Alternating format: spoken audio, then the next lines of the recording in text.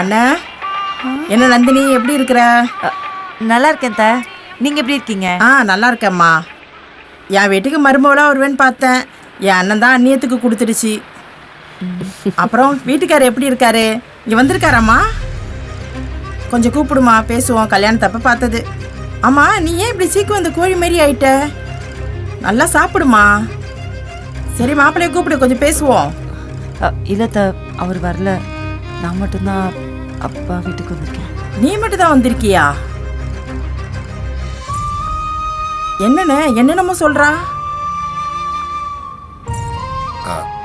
இல்லம்மா, அங்க கொஞ்சம் ப்ராப்ளம், அதான் வீட்டுக்கு கூட்டிட்டு வந்துட்டேன்.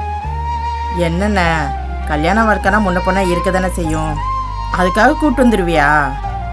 இப்படி ஒத்தையில் நிற்கிறதுக்காக கட்டி கொடுத்த இந்த பொட்டை பிள்ளைங்களை பெத்தாவே அதுங்களை கல்யாணம் பண்ணி கொடுத்தும் ஓடிக்கிட்டே தான் இருக்கணும்.